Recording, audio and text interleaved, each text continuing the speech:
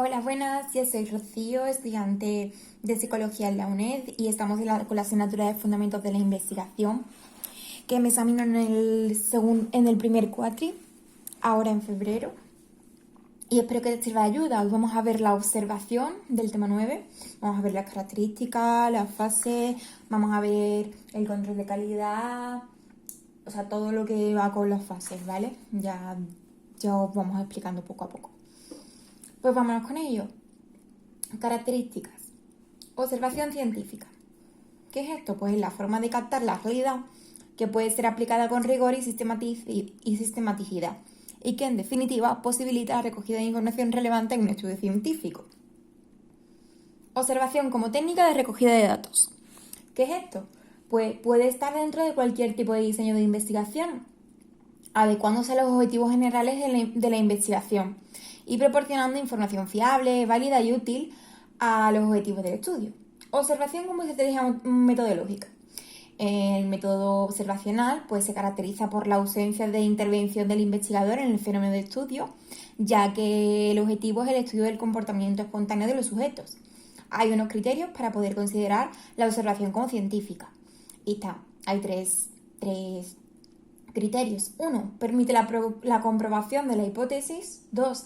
Garantiza la replicidad de los resultados al utilizar procedimientos objetivos válidos y fiables.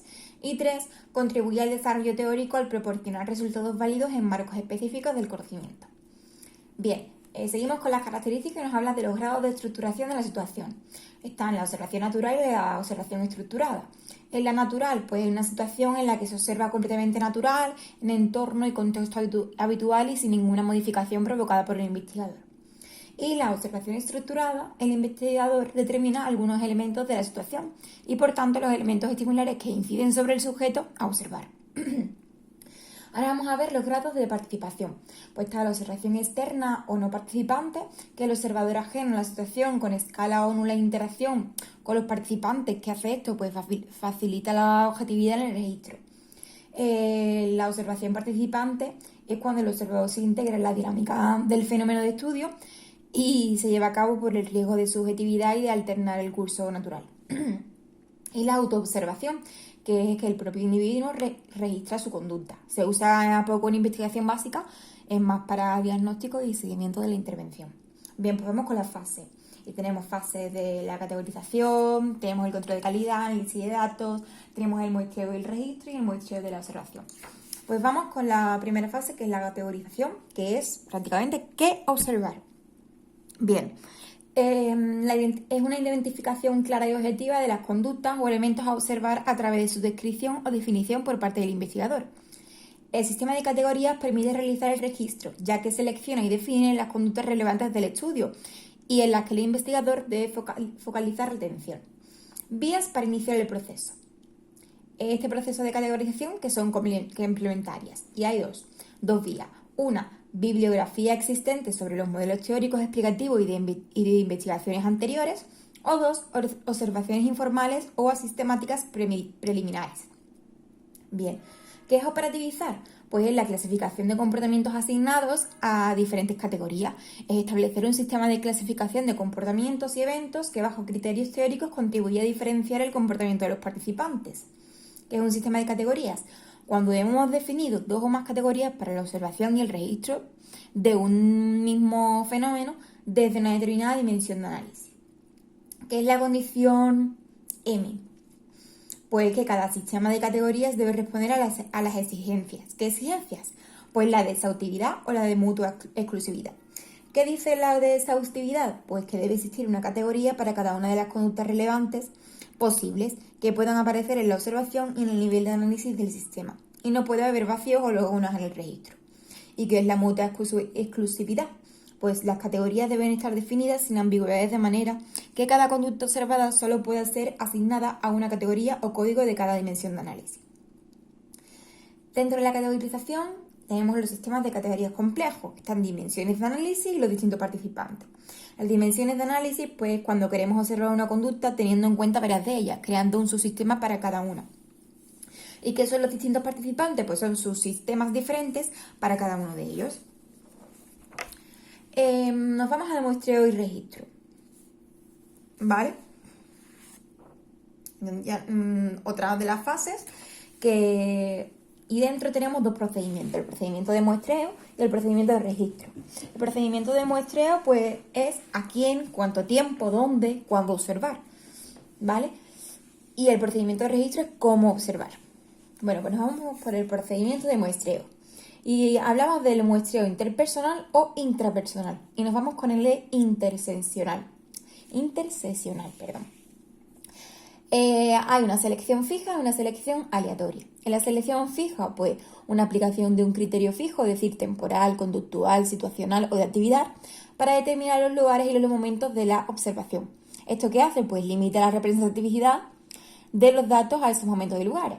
¿Qué es la selección aleatoria? Pues el muestreo aleatorio simple. ¿Esto qué quiere decir? Pues los inicios de las sesiones de observación se seleccionan aleatoriamente en el periodo de observación. Es decir, que datos más representativos, pero no es poco viable en muchas investigaciones debido a la disponibilidad de los participantes. Bien, muestreo interseccional. ¿Esto qué? Pues hay focal, de barrido multifocal, uso combinado de muestreo ad libitum. Vamos a hablar primero del focal. De un solo individuo o unidad muestral se convierte en el foco de atención sostenida del observador durante toda la sesión, para especificar de forma previa al registro cuáles son los individuos focales de cada sesión y qué hacer si estos dejan de ser observables. De barrido a multifocal. ¿Cuál es esta? Pues el observador focaliza cada uno de los individuos en periodos de tiempo breves, pasando de uno a otro en un orden establecido y que puede repetirse varias veces a lo largo de la sesión. La duración de los intervalos debe ser la misma para todos los individuos y en todos los barridos de las sesiones. Hay unas limitaciones, que al ser discontinuo, por ejemplo, pues no permite analizar las secuencias de conducta de los individuos. Tenemos también la de uso combinado, que se puede observar focalmente a un individuo y cada cierto tiempo realizar un barrido por el grupo. Y el muestreo ad libitum, que es un antimuestreo, ¿vale? Es como un criterio y es atender a lo que al observador le parece más interesante en cada momento. Son observaciones informales previas o fuentes de sesgos y no reproducibilidad de los resultados. Muy bien, pues ahora nos vamos a los procedimientos de registro, que esto era cómo observar, como dije antes. Y hay, que es el registro, que es la codificación, los modos que hay y los tipos, ¿vale? El registro, pues, que es anotar las conductas para tener constancia de su ocurrencia, sus propiedades y su orden de aparición. ¿Qué es la codificación? Pues la codificación es cuando el registro se apoya en unos códigos, es decir, unas letras o símbolos que representan las categorías del sistema. ¿Qué son los modos? Pues en una observación directa, en vivo, o la utilización de la tecnología para la observación continua. Y hay dos tipos, RAUT y RAT. RAUT son por unidades de tiempo. Por ejemplo, el RAUT puntual, pues solo se registra la conducta que está ocurriendo en momentos específicos de la sesión, o el RAUT de intervalos, que se realiza en periodos de tiempo establecidos. Es una información más incompleta. Y el RAT, que es por transiciones de conducta, que se anotan todas las ocurrencias en las categorías conductuales indicadas en el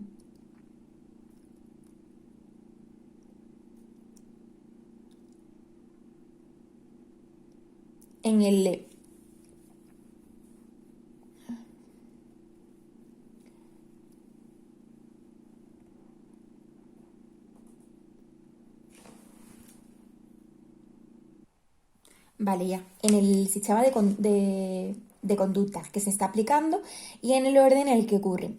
Permite análisis de secuencias de comportamientos y un registro continuo y completo, salvo que el procedimiento de muestreo lo impida.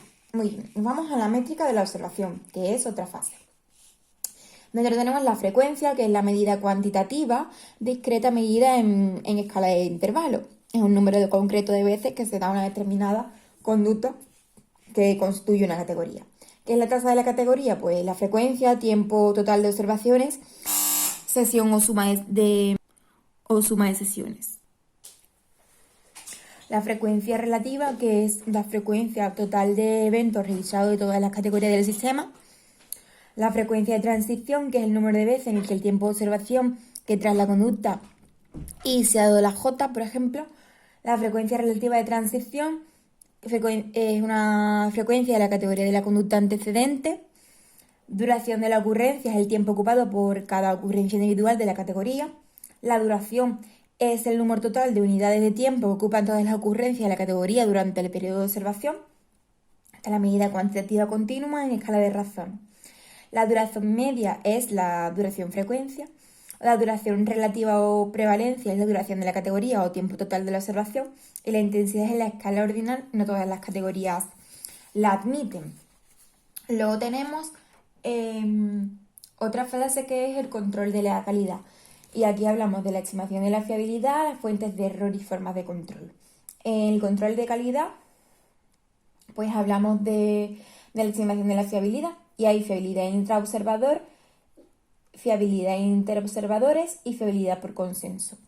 Intraobservador es el índice de acuerdo de los diferentes registros de un mismo observador en dos momentos diferentes.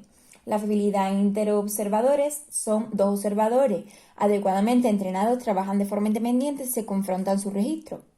Esto quiere decir que no se duplican todas las sesiones, sino una muestra de ellas, en torno al 30%. Y la fiabilidad por consenso es un ajuste progresivo de los registros de los observadores mediante la aplicación del sistema de control de forma conjunta y negociada. El índice de acuerdo más aceptado, pues el índice kappa, que a partir de la matriz de acuerdo se calcula la proporción de acuerdos observados, considerando que los datos son fiables si se obtienen valores superiores al 0,7%. Luego tenemos la fuente de error y formas de control. Y hablamos del observador, del sujeto y del sistema de categoría.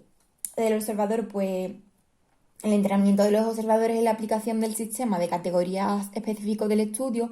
En sesiones de entrenamiento deben durar hasta alcanzar un grado de fiabilidad por consenso. Y está la deriva del observador, que son interpretaciones y adaptaciones idiosincráticas de las definiciones originales de las categorías. Esto quiere decir un control de estudios periódicos de la fiabilidad para analizar las causas de su memoria y corregirlas. Y expectativas del observador que pueden llevar a identificar conductas con categorías que no son o no percibir otras que sí. El control, pues la técnica del ciego. Y luego tenemos el sujeto, que nos da lugar a la reactividad, que si los participantes saben que no son observados, existe riesgo de reactividad y pueden modificar su conducta, voluntaria o involuntariamente. El control a esto, pues lo ideal, sujetos ingenuos, problemas éticos y evitar el máximo la visibilidad del observador. Y luego tenemos el sistema de categorías, que son problemas de definición de categorías, es decir, una excesiva amplitud o complejidad del sistema o la aplicación de códigos arbitrarios demasiado alejados del significado de las categorías que pueden ser fuente de error en el registro. ¿Cómo lo controlamos? Con una revisión realista del sistema. Luego tenemos otra fase que es la fase del análisis de datos. Tenemos el análisis exploratorio contra el confirmatorio y el macroanálisis contra el microanálisis. En el análisis exploratorio vs confirmatorio tenemos en el exploratorio pues son etapas iniciales que explora todos los datos hasta encontrar ocurrencias o relaciones significativas y el riesgo de encontrar relaciones espurias. Y el confirmatorio pues está orientado a la constatación de hipótesis, siempre teniendo en cuenta que las relaciones que predicen la hipótesis han de ser en términos de causalidad.